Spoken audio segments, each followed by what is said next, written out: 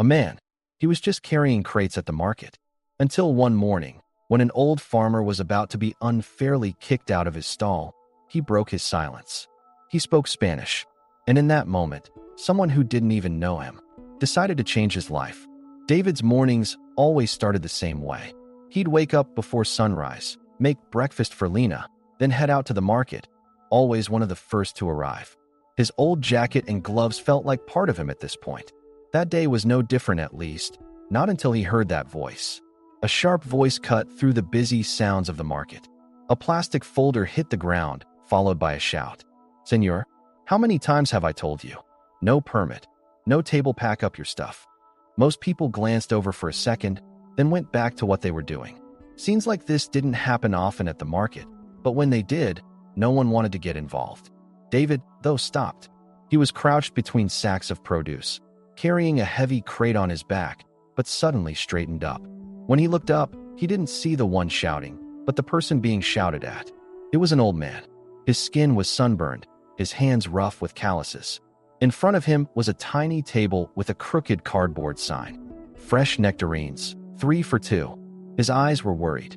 Maybe he'd come to the city to sell fruit for the first time in years. And now, because of some permit issue, he was about to be kicked out. David scanned the area. Nobody was stepping in. Some people looked away, others just watched in silence, but nobody moved. Lena was a little further off, kneeling on a crate, reading a book but quietly watching what was happening. She looked at her dad, trying to say something with her eyes. David took a deep breath and started walking. Ignoring the shouting officials, he walked right up to the old man and, without saying a word in English, switched to Spanish. "Please, calm down. Maybe we can find a solution." The official was surprised. You speak Spanish." David didn't answer. He turned to the old man and knelt down. "Do you have a letter? An application in progress? A temporary permit? Maybe we can show them something." The man blinked and nodded. He pulled a wrinkled envelope from inside his jacket. "Sí, permiso en camino." David took the envelope and stood up. "Give us 5 minutes. I'll show you proof that his application is being processed. Please, just wait." The official hesitated, staring at David's hands, his face, his dirty jacket. Who was this guy anyway? But there was such confidence in David's voice that he didn't want to challenge it. "Fine," he said. "You've got 5 minutes. After that, he's out." David nodded. He reassured the old man with a few words, carefully folded the envelope, and gave it back. When their eyes met, David saw a glimmer there. This wasn't just a favor, it was a lifeline. From behind the lavender soap stall in the corner, another pair of eyes was watching everything quietly. Isabel. She wore simple clothes. Her face was hidden in the shadow of her hat, but her eyes were sharp. She paid as much attention to how David spoke as what he said. The smoothness of his accent, the way he used the words. This guy didn't just know the language, he lived it. She pulled out her phone, checked the list of market workers. David Kramer. Not a vendor. Not on the official staff either. But he showed up early, left late, carried heavy things, and was the kind of guy everyone needed even if nobody noticed. Right then, Lena called out, waving a water bottle to her dad. "Dad, your water's here." David smiled and took the bottle. "What would I do without my assistant?" "You'd love it," Lena said, winking. They both laughed. Isabel couldn't look away from that smile. Yes, it was a father-daughter thing, but there was also a deep connection, an unspoken understanding. Then the old man came back with a paper in his hand. He handed over the letter. The official grumbled, but accepted it. David didn't even wait for a thank you, he just went back to work, lifting crates like nothing had happened. But Isabel knew. That moment, those 5 minutes, had changed something. Right then, something quietly began in David's life. And in Isabel's mind, a single thought kept echoing. He doesn't know who he is, but I need to meet him. The next morning, David showed up at the market even earlier than usual. The sun hadn't risen yet. The stalls weren't set up. Even the streetlights were still glowing faintly. But he couldn't shake off the uneasiness inside him. It felt like what happened yesterday wasn't just an act of kindness, it was a sign that something bigger was coming. Lena was still asleep. She had put her notebook under her pillow, like she was still writing in her dreams. Watching his daughter, David felt a sense of peace, but there was also a nervousness he couldn't quite explain. After living such a quiet life for so long, this new energy felt out of place. When he got to the market, He was already there. His jacket was still damp. As he carried crates around, nobody asked where he'd come from or why he was there so early. Nobody ever did. He was just there, and that was enough. But someone was curious.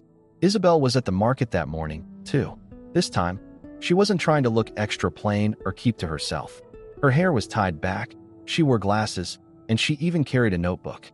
She wasn't there to get attention, she was there to observe. But there was something she hadn't felt in a long time: curiosity. She watched David as he moved around, saw how he spoke to people, how he quietly jumped in to help, and how, even when he was doing the jobs no one else wanted, there was a calmness in his eyes. Then Lena showed up. She had a tiny backpack, her thick book tucked under her arm, different from most of the other kids at the market. She wasn't chatty, but she noticed everything. When she came and sat down next to her dad, David quietly handed her a sandwich. They understood each other with just a look. Their silent language didn't need words. And right then, Isabel made her move. She wasn't aiming for David. She walked up to Lena, knelt down, and spoke gently. "Hi, are you drawing?" Lena looked up. She was surprised, but not scared. "No, I'm writing. About my dad's voice." Isabel raised her eyebrows. "His voice?" "Yeah," Lena said. "Sometimes my dad doesn't talk. But when he does something, it says even more. I write those down." Those words hit Isabel right in the heart. In that ordinary market, this little girl's sentence meant more than any strategic meeting, project, or marketing plan. Isabel wrote it down in her notebook. Some people are quiet because their voices are already hidden in what they do. Later, she ran into David. As they walked side by side, David recognized her.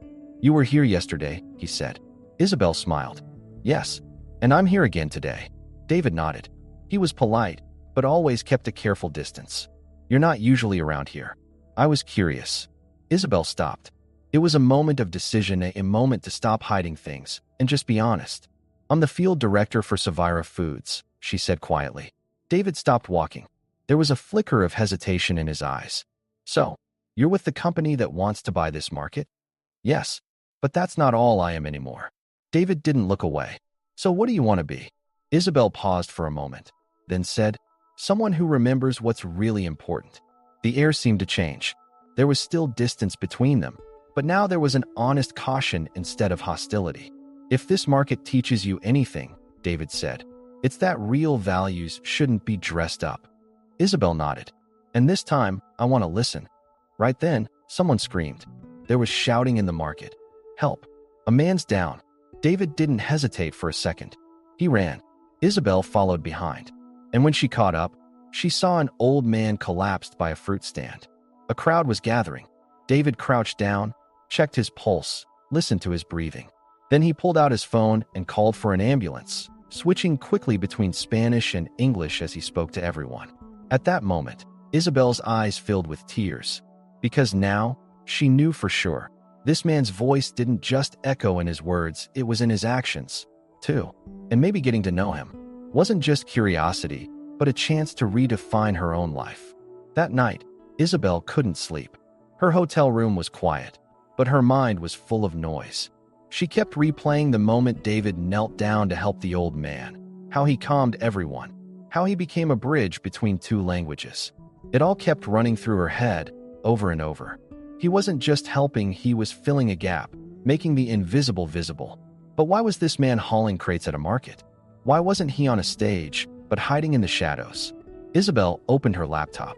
She typed David Kramer into the search bar. At first, nothing came up. Then, a few pages in, an old-school bulletin popped up. David Kramer, Linguistics Scholarship Winner Teacher, another headline. Regional Language Program Coordinator Pioneer Model for Immigrant Student Education, and then, nothing. Just a blank space. Like someone had turned the volume down years ago. Isabel stared at her reflection on the screen. She saw not just a manager, but a woman wrestling with her past. She thought of her mother, the woman who used to bring her to this very market every week, picking oranges by hand, greeting every vendor. Her mom would stand behind a stall, watching Isabel read her books. Now, years later, it was David at the center of that scene. And maybe, through him, Isabel was remembering her own mother's values. The next morning, David woke up early, too. As he sipped his coffee, his eyes drifted to the top corner of the shelf, where an old picture frame sat. He hadn't looked at it in years. He slowly picked it up. In the photo, he was young, energetic, wearing a tie. He was getting an award at some ceremony. Next to him was Marin, his wife. Now, just a memory. Marin had died giving birth to Lena. That day, David's voice went silent. He stopped speaking, stopped standing on stages. Instead, he devoted himself to quietly raising his daughter. At first, people around him tried to help. The school made adjustments for him. The university put his doctorate on hold. But eventually, the calls stopped coming. His name wasn't on stage rosters anymore, but on lists for moving crates. And that had been his choice. But now, something was changing. Was this feeling inside him longing, regret, or maybe the desire to speak again? Around noon, Isabel showed up at the market again. She had a thermos and 2 paper cups with her. When she saw David approaching, she waved lightly. "Would you like some coffee?" she asked. David paused for a second, then nodded. "Only if there's no sugar." Isabel smiled. "So you like it black too?" "I saved the sweetness for conversation," David replied. As they walked between the stalls, people watched them. Even though David didn't introduce Isabel, it was obvious to everyone that she was different. But their conversation felt natural, like 2 old friends reconnecting. Eventually, Isabel brought up what was on her mind. "I was sent here to buy this market. But now, I don't just want to buy it. I want to understand it. Because what I saw yesterday is nothing like what I planned for." David stopped. "So why are you really here?" Isabel looked away. "Because this place reminds me of my mom. And you remind me of her values." There was silence, but not an uncomfortable one, more like a silence they shared. Then Lena came running over, waving a piece of paper.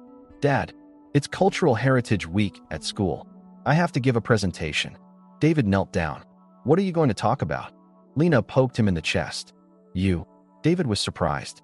"Me?" "Yeah, because you speak 4 languages. But sometimes you help people without saying a word." Isabel watched them, eyes full of emotion. Now she was sure of one thing. This market wasn't just a place for selling goods, it was a place where lives were being rebuilt. When David got home from the market that night, Lena was already asleep. She was still clutching the project she'd brought home from school. The title, written in bright colors at the top of the page, squeezed David's heart. "My Dad's Language, Quiet Strength." He sat by the window for a long time that night, a mug of tea in his hand, staring out into the dark. Isabel's words, Lena's look, and the voices from his own past all echoed in his mind. It was like a calling he couldn't ignore.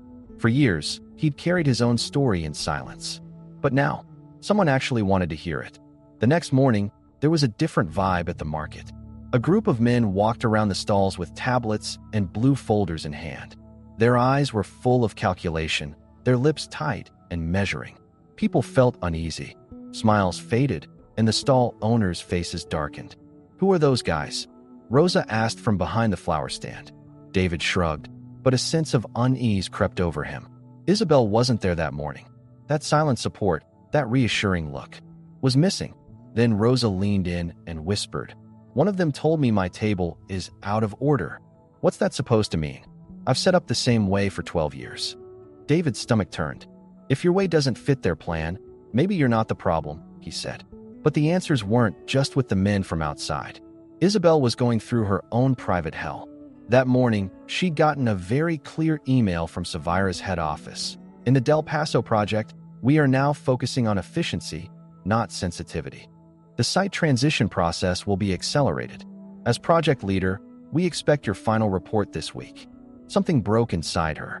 All those observations, all those conversations, all those human stories suddenly reduced to a single Excel cell. Erasing a life too deep to fit in one row had now become just another simple task.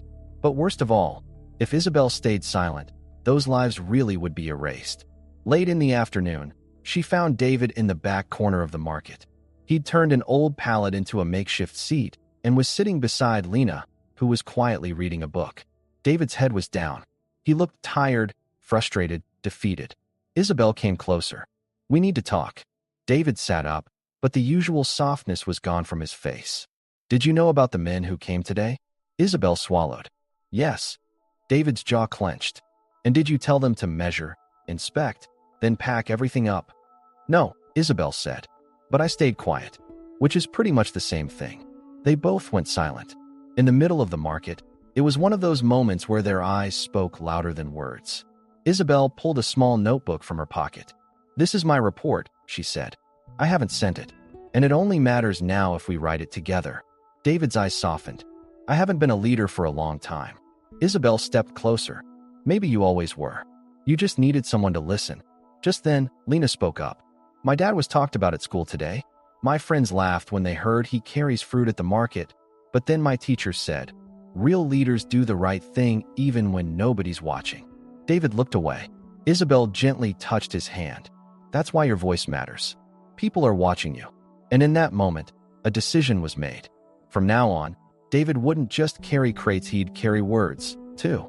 That same night, Isabel sent a message to the market's management committee. "Any transformation plans for Del Paso Market will only move forward through a community-based decision-making process. I request a meeting to be scheduled."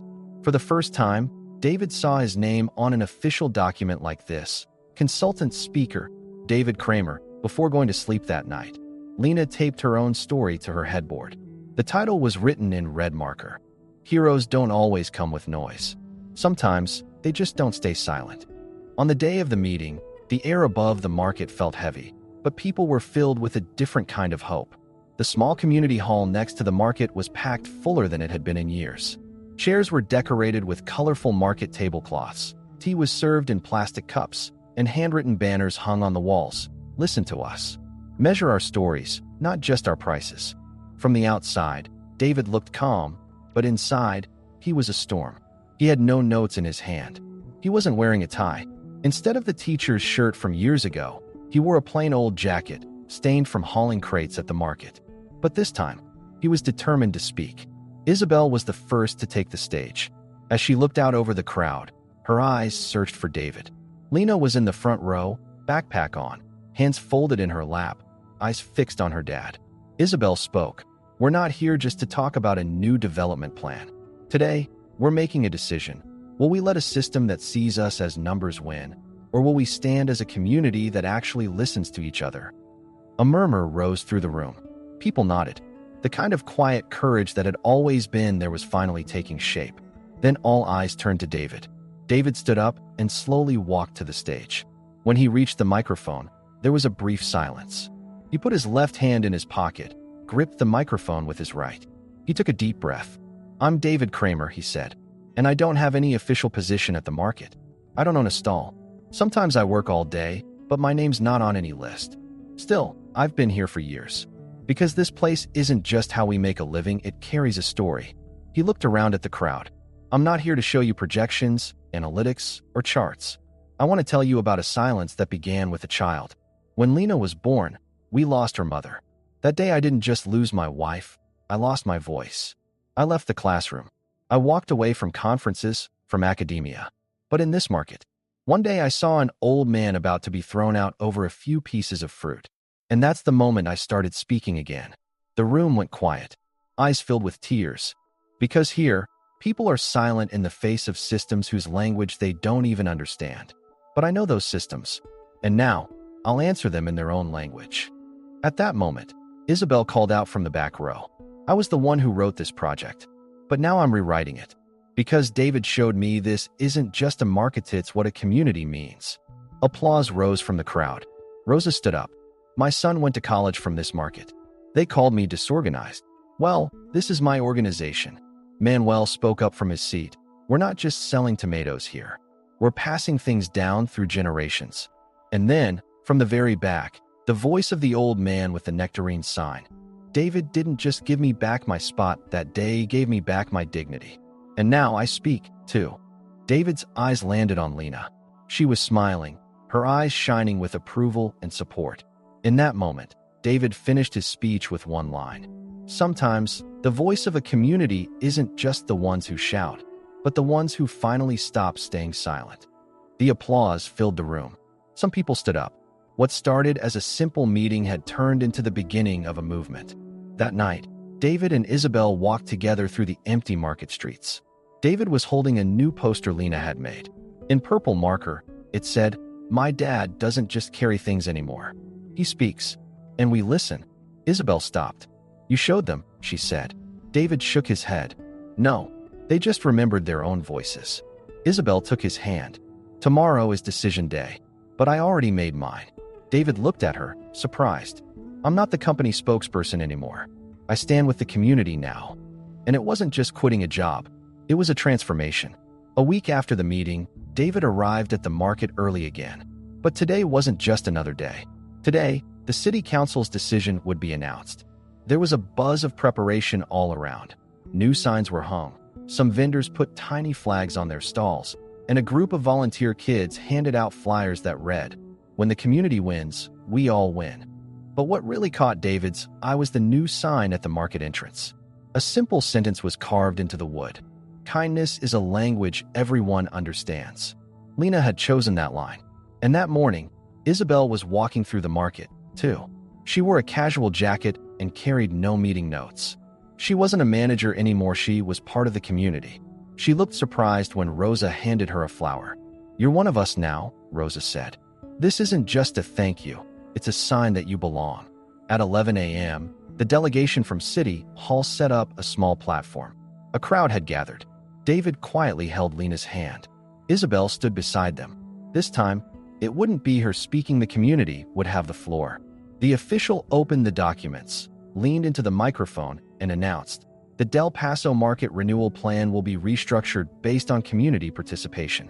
Current vendors will be protected, language support will be provided, and all new infrastructure work will create local jobs." The applause this time shook the roof. There were tears in people's eyes, hugs everywhere. But the biggest applause went to little Lena, because her courage had started it all before her father even spoke. That evening, as Lena came home from school, she pulled a paper from her backpack. "Today my teacher said she wants to share my presentation with the whole school." David smiled. "What was your presentation about?" "It was about you," Lena said shyly. The title was, "My Dad's Language, Quiet Heroism." David's voice caught. "That's a great title." "Just like you," Lena said. Then she added, "But you're not so quiet anymore, right?" David smiled. "No, honey, not anymore." Later that night, Isabel appeared at the door. She had 2 cups of tea, her face tired but peaceful. "A lot has changed," she said. David opened the door, but some things found their place. They sat together, sipping tea in silence. There was an unspoken bond between them, something you could feel without words. Finally, Isabel finished her thought. "All my life, I chased big projects. But for the first time, I feel like I belong somewhere." David placed his hand over hers. "That's because this time, you didn't just do, you listened. You understood. You became part of it." And in that moment, the story felt complete. But it wasn't over. Because the next week, the market started a story time for kids. Lena was one of the first to join. David returned as a volunteer language support teacher. Isabel took on an unofficial role, finding new resources for the market. And one morning, as Lena came home from school, she asked her dad, "Dad, why did it take so long for people to hear your voice?" David replied, "Because sometimes, for a voice to be heard, a heart has to break first. Then that broken heart makes an echo. And echoes don't stop." That day at the market, someone hung a new sign. Small, simple, but powerful. Some voices don't shout, but they stay. And that voice was still there. In a father's quiet strength, in a daughter's faith, and in a woman's second chance. The market changed. But more importantly, the people changed. Those who had forgotten how to speak remembered again.